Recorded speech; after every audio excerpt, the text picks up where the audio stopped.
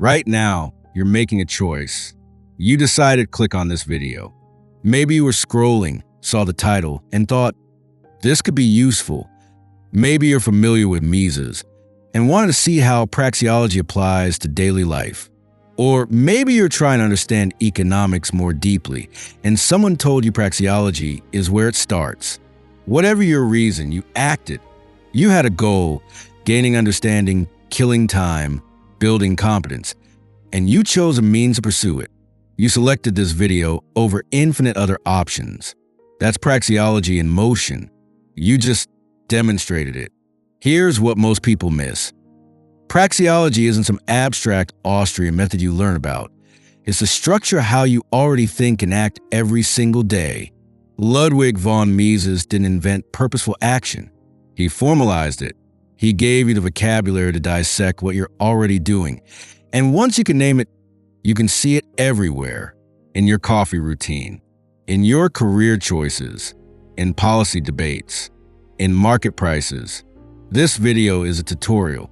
Not here's what praxeology is. You can get that from a textbook. This is, here's how to use praxeology to understand your own decisions, see your goals more clearly, and analyze anyone else's actions, whether a friend, a politician, or a central banker. By the end, you'll have a repeatable method, a tool you can apply tonight before bed, tomorrow at breakfast, next week when you're deciding whether to take that job. And here's the thing. Once you start seeing your own actions this way, you'll never look at economics the same.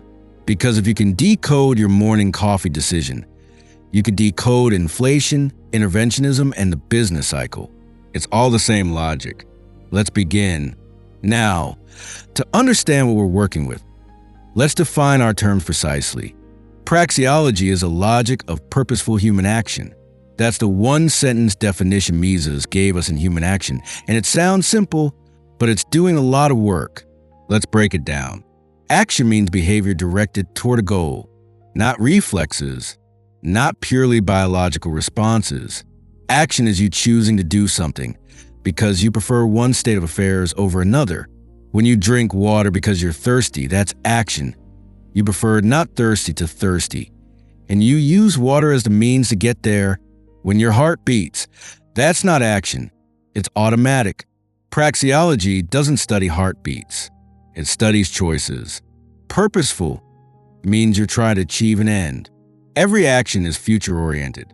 You act now to bring about a change later. Even if later is 2 seconds from now. You reach for your phone because you want to check a message. You skip lunch because you want to save time. You read human action because you want to understand economics. The purpose might be vague, might be conflicting with other purposes, might be poorly thought through, but it's there. If there's no purpose, there's no action, just movement and logic. This is where praxeology separates itself from psychology, sociology, and empirical economics. Praxeology doesn't ask, why do people want what they want? That's psychology. It doesn't ask, what do most people do in situation X? That's statistics. Praxeology asks, given that someone is acting to achieve a goal, what necessarily follows? It's deductive reasoning. You start with the fact that humans act, and you derive the implications. Here's what this means practically. Praxeology doesn't care why you want coffee. Maybe you love the taste. Maybe you're addicted to caffeine. Maybe it's a ritual. Praxeology only cares that you want coffee more than you want the $3 in your wallet, and that you believe buying coffee will satisfy that preference. The rest is commentary. This is Mises' methodological revolution. Economics isn't about measuring behavior. It's about understanding the structure of choice. And once you grasp that structure, you can analyze any decision, anywhere, without needing a survey or a regression model. So praxeology is your tool for reverse engineering goals, for seeing the logic inside actions, for understanding what people, including yourself, are actually trying to accomplish. And the first step is learning to use the means-ends framework. Here's where things get truly practical. Every action has 3 components: the end, the means, and the connection between them. This is the core of praxeological analysis. And once you internalize it, you can dissect any decision. The end is the goal, the state of affairs you're trying to bring about. It could be concrete. I want to eat breakfast, or abstract. I want to feel financially secure. The end is always subjective. Only the person acting can tell you what they're aiming for. You can't observe it directly. You infer it from the means they choose. The means are the tools, resources, or actions you use to pursue the end. Money, time, information, physical objects, your own labor. Means are scarce. You never have unlimited options. Choosing one means implies forgoing others. When you spend an hour watching this video, you're not spending that hour doing something else. That opportunity cost, and it's baked into every action. The connection is the belief that the means will achieve the end. This is where logic comes in. You might be right or wrong about whether your chosen means actually work, but you believe they work, or you wouldn't choose them. Praxeology studies the logic of this connection, not whether you'll succeed. Here's the 3-step analysis method you can use on any action. Step 1. Identify the end. What is the person or you trying to accomplish? If it's your own action, ask, what state of affairs do I prefer over my current state? If it's someone else's action, ask, what goal would make this choice logical? Step 2. Assess the means. What resources or actions were chosen? What was sacrificed to choose those means? What alternatives were available? Step 3. Evaluate the connection. Does the chosen means logically serve the stated or inferred end? If not, either the end was misidentified, or the actor is confused about causality, or there's a hidden end you haven't spotted yet. This sounds mechanical, but it's powerful, because most confusion about human behavior comes from misidentifying ends or ignoring opportunity costs. You think someone's acting irrationally when really you've just misjudged their goal. Or you think a policy will help people when it actually undermines the stated goal because the means don't logically connect. Let's make this concrete with an example you can relate to immediately. You wake up, you shuffle to the kitchen, you make coffee. Automatic, right? Barely a decision. But let's analyze it praxeologically and see what's actually happening. Step 1. Identify the end. Why did you make coffee? The surface answer, I wanted coffee. But that's not the end. That's restating the action. Go deeper. What do you prefer about a world where you've had coffee versus a world where you haven't? Maybe you want alertness. You have work ahead, and you prefer awake and functional to groggy and slow. Maybe you want the sensory experience. You enjoy the warmth, the taste, the ritual. Maybe you want to avoid a headache. If you're caffeine dependent, no coffee means pain later, and you prefer no pain. Or maybe it's social. You're meeting someone and coffee is the setting. Notice, these are different ends, and they change the analysis. If your end is alertness, then coffee is one means among many. You could also take a cold shower, do jumping jacks, or take a caffeine pill. If your end is a sensory ritual, then only coffee will do. Other sources of caffeine won't satisfy. For this example, let's say your end is, I want to feel alert enough to work effectively for the next 3 hours. Step 2. Assess the means. You chose coffee. What did that cost? Money, maybe $2 of beans and milk. Time, 5 minutes to brew and drink. Opportunity cost. You didn't choose tea, energy drinks, or just starting work immediately. Why coffee specifically? Probably because you've learned through past experience that coffee reliably produces alertness for you. You believe the means will achieve the end. But here's where it gets interesting. You also chose how to get the coffee. You made it at home. You didn't go to a cafe. That's another layer of means-ends reasoning. If you'd gone to a cafe, you'd spend more money and time, but you might gain a secondary end, getting out of the house or social interaction. You preferred the faster, cheaper means because those secondary ends weren't valued highly enough to justify the cost.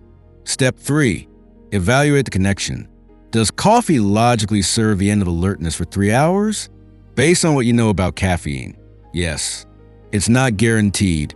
Maybe you have a weird reaction today, but the belief is sound. Now let's test for hidden ends. Suppose you made coffee even though you had a full night's sleep and felt wide awake already. Suddenly, the alertness explanation doesn't fit. So either you misidentified the end, maybe it's really about the ritual or taste, or there's a secondary end you hadn't articulated, maybe maintaining a habit so you don't get a headache tomorrow. See what just happened? By forcing yourself to clarify the end and examine the means, you revealed something about your own goals you might not have consciously recognized. That's the power of praxeological self-analysis. It makes your preferences visible.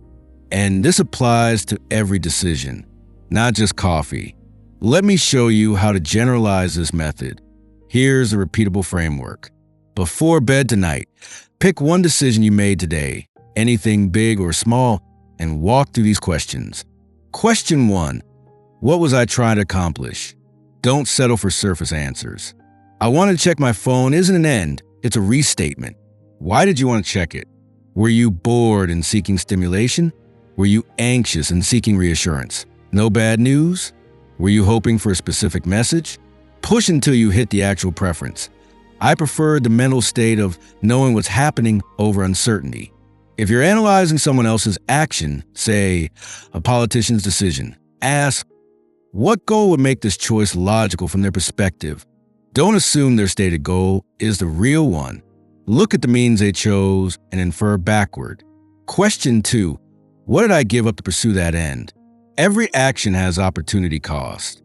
When you scrolled your phone for 10 minutes, you didn't spend those 10 minutes working, reading, exercising, or sleeping. When a government spends $1 billion on a program, that's $1 billion not spent elsewhere or not left in taxpayers' hands. Praxeology forces you to see the trade-off. This is where a lot of clarity comes from.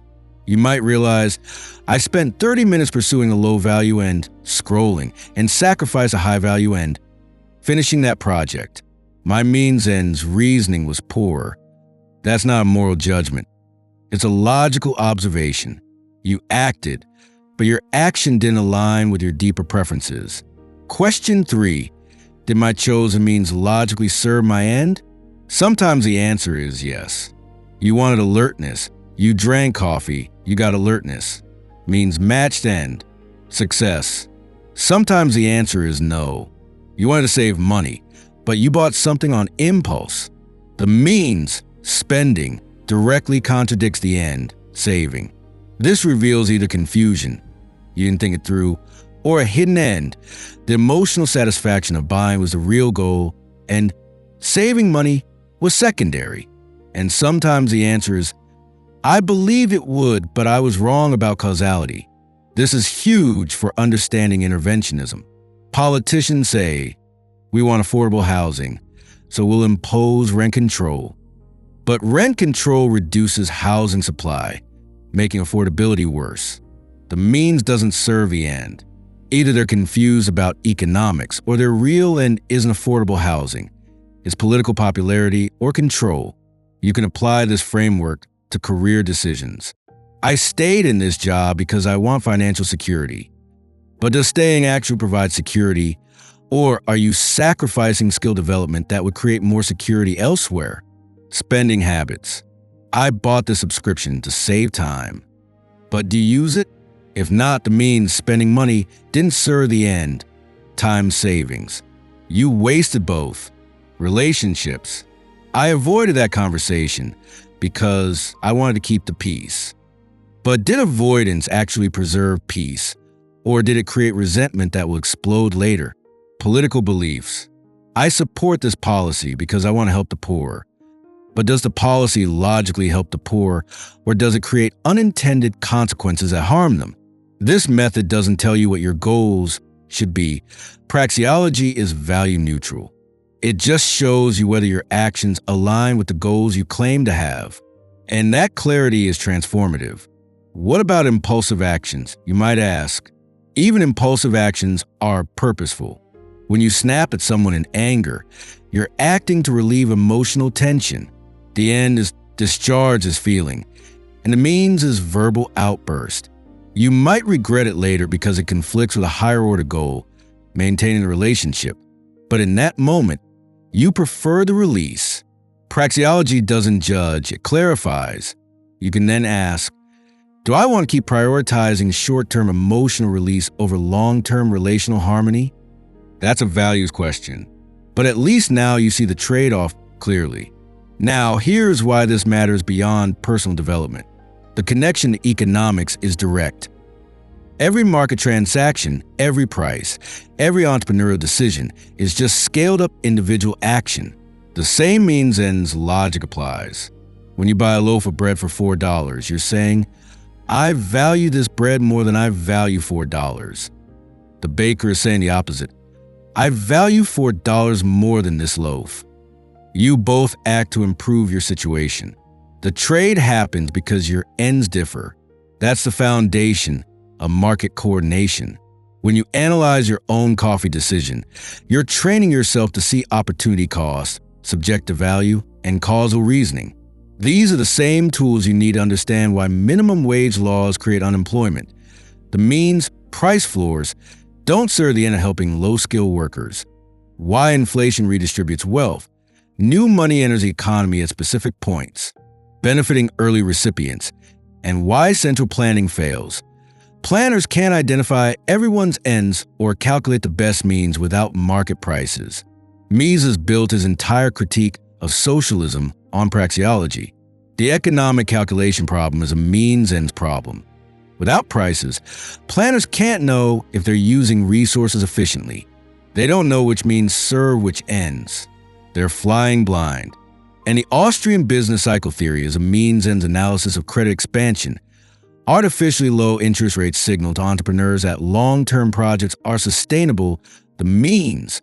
But the real savings required to complete those projects don't exist. The means doesn't match the end. The boom is the misalignment. The bust is a correction. So when you practice praxeological self-analysis, you're not just improving self-awareness. You're building economic literacy. You're learning to think like an economist who takes human action seriously. You're training yourself to ask, what are people actually trying to accomplish, and do the chosen means logically get them there? That's the skill that lets you read human action and understand it. That's the skill that lets you see through policy rhetoric. That's the skill that makes you immune to economic nonsense. Let me give you the one habit that will compound this understanding into genuine mastery. Here's the practice that changes everything. Before bed, pick one decision you made today.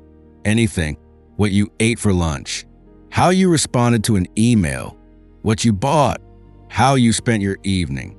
Write down 3 things. 1. What end was I pursuing? 2. What means did I choose and what did I sacrifice? 3. Did the means logically serve the end? That's it. 5 minutes. No judgment, just observation. Do this for 30 days and you'll start seeing patterns. You'll notice recurring misalignments between your stated goals and your actions. You'll catch yourself mid-decision and think, wait, does this actually serve my end? You'll become a better allocator of your own time, money, and attention, and you'll start seeing other people's actions differently. When a politician proposes a policy, you'll instinctively ask, what's the real end here? Does the means logically connect? When a headline blames inflation on corporate greed, you'll think, that doesn't explain the means. Where did the new money come from? This is how method-first thinking becomes second nature. You're not memorizing facts. You're internalizing a way of seeing. And once you see the world praxeologically, you can't unsee it. And here's what I want you to understand as we close. You didn't need this video to act purposefully. You've been doing it your entire life. Every choice you've ever made, what to study, where to live, who to trust, what to eat, was structured by the logic of means and ends. Praxeology doesn't teach you something foreign. It gives you the vocabulary to see what you already know. And here's what changes. Once you can name it, you can refine it. You can spot the moments when your means don't serve your ends. You can see through the noise, policy promises, market headlines, social pressures, and ask the one question that cuts the truth. What is actually being pursued here? And does this action logically get us there? That clarity is power. Not power over others, power over confusion. The ability to navigate your own life and the economic world around you with confidence, precision, and intellectual honesty. You already think this way. Now you know how to think this way on purpose.